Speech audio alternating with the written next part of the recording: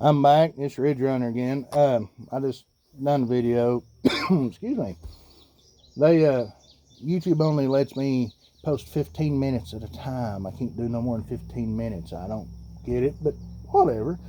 I understand. I don't like watching really long hour and a half, 45-minute videos. I'll watch a 20 or 30-minute video, but anyway, I'm back. I'm on my second group I'm fixing to shoot. These are seated at 3.3, and I'm using Reloader 23, and I done an o.c.w test, and Dan Newberry's o.c.w test, and I come up with a charge, and I loaded it. It's not the highest charge. It ain't the lowest charge. There's no load data for this cartridge of the Reloader 23 that I can find.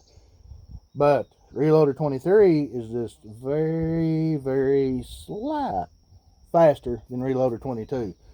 So I used Reloader 22 load data. And I done the o.c.w test up to 2/10 of a grain past maximum.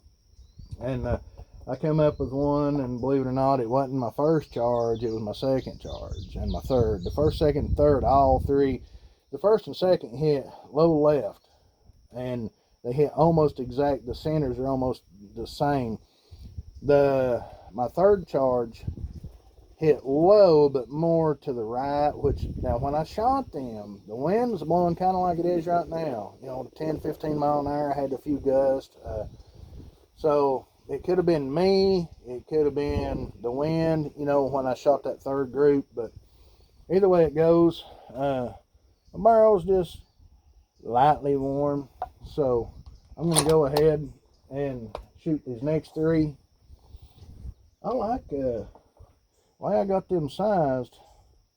They're apparently holding good pressure back on that bolt. So this is the 160 grain trophy bonded tip. Let me see here. That's the first one. This will be the second one. I'll do it over here.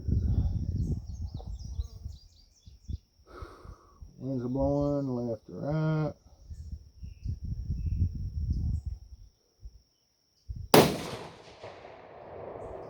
And that hit low left.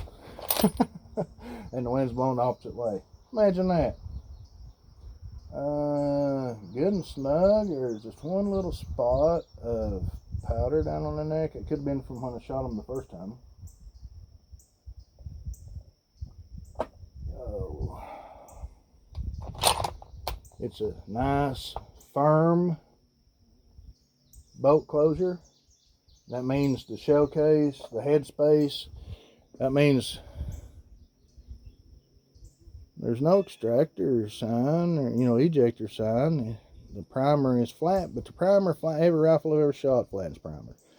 But it means the head case from right here against the back of the bolt to the head space to the center of that datum line somewhere in there on that shoulder.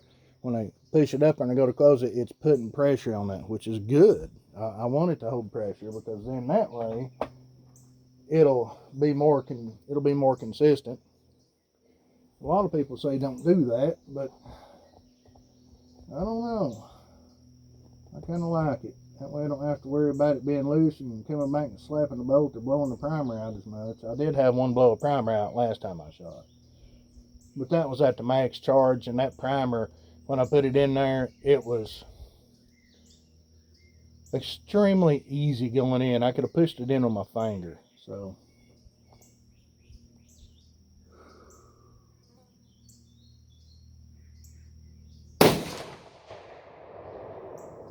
well, believe it or not, I'm not going to tell you, because I'm not going to.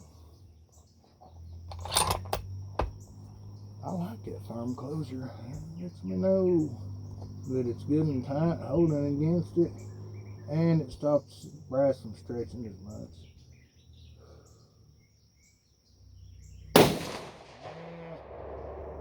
Well, even though I pulled that, and that's still a 1-inch group, and I did pull that one.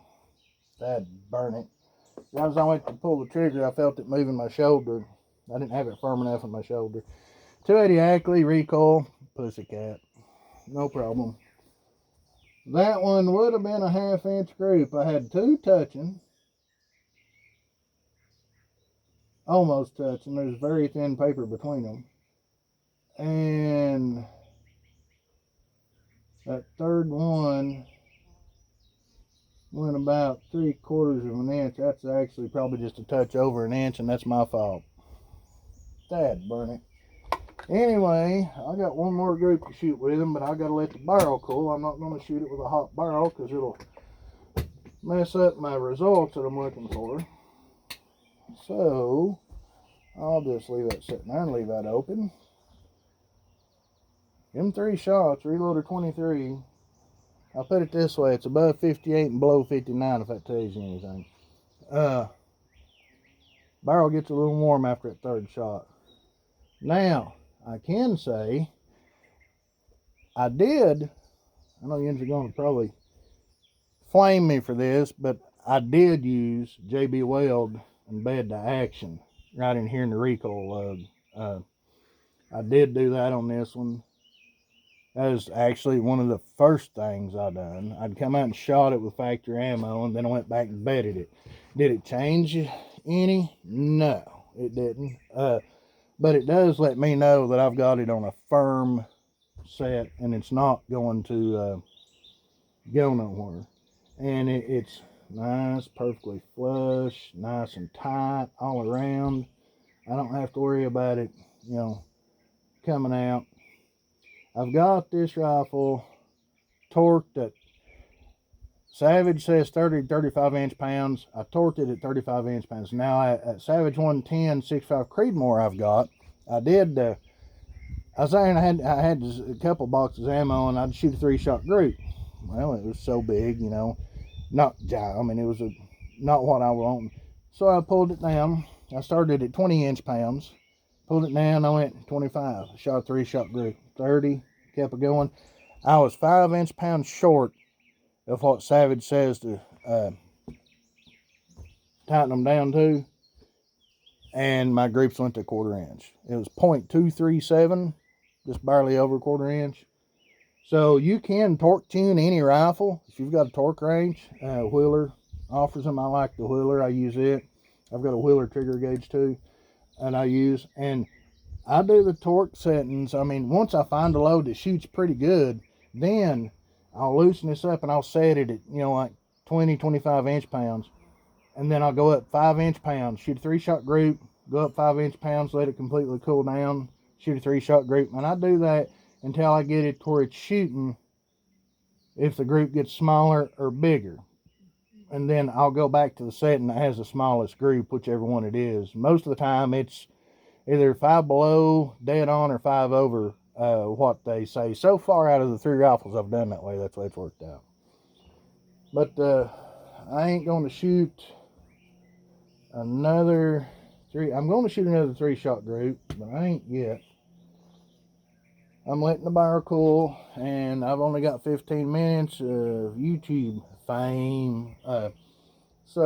Which, not that I do, because I ain't got a few people subscribed, and I don't have that many views and stuff. So, but now YouTube's not outdoor friendly, if you know what I mean. So if you enjoy the outdoors, hunting, shooting, stuff like that, they don't want nothing to do with you, pretty much. But anyway, that's that group. And see, I've still got a few minutes, so maybe,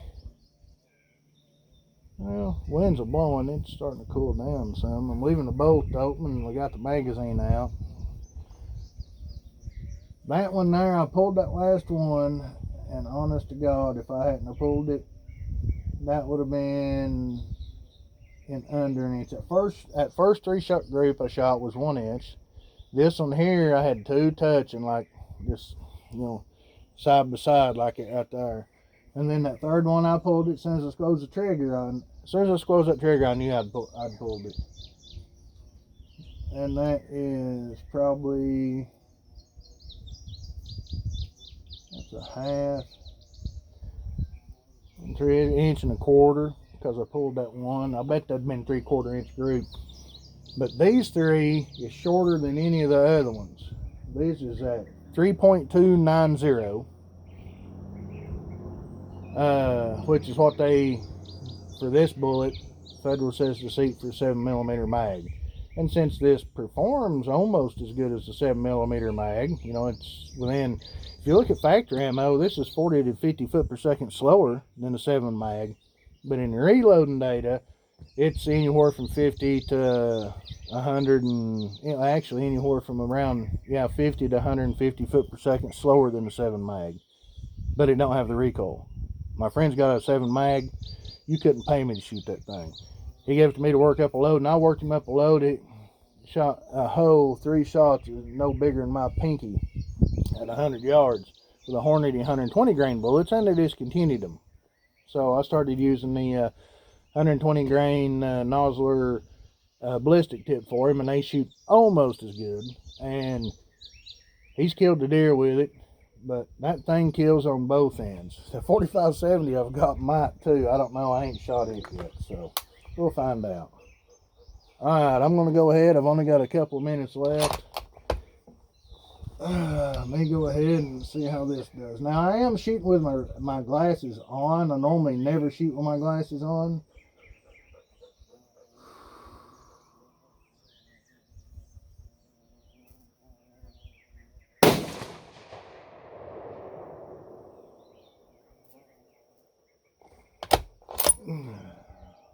Alright. Yeah, let me check it out. Oh, yeah. No pressure signs, no extractor, ejector marks, or nothing like that. It goes in nice and firm against the case. There's no suck coming out on that tells me I've got a good seal and I've got a good charge. I've seen people say that if you don't have enough powder in there, then you'll have oh, that was really tight. Then you'll have a sud around the case, and most factory ammo does. Let's see.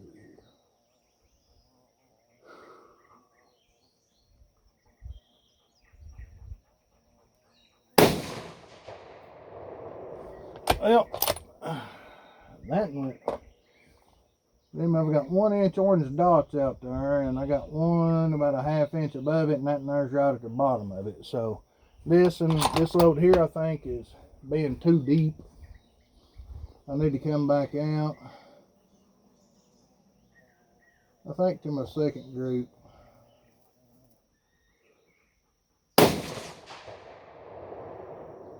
That one right there, it is shooting right and left, maybe just barely to the left, and that one went right beside the first shot, which is both of them about 3/4 of an inch above the orange dot. That one I had was just to the left and right at the bottom of it, so that might work. That one was really tight going in. So anyway, that's all I can do. I left the house and forgot to bring my good camera, so I'm having to use my cell phone. I'm sorry. A good camera, I could have zoomed in, you could have watched me shoot them. And anyway, that load, I had that first one went up above it, and then the second one went, you know, as about a 3/4 of an inch high.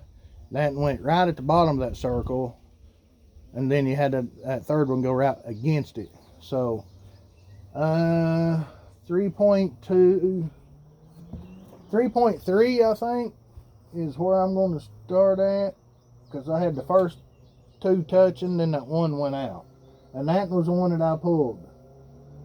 So I think I'll go with a 3.3, and then I might tweak my powder charge, you know, a couple of tenths of a grain, drop it down a couple of tenths. But anyway, thank y'all. Subscribe, hit the like button. I'll be back with another video of my 4570 Henry. Thank you. Bye.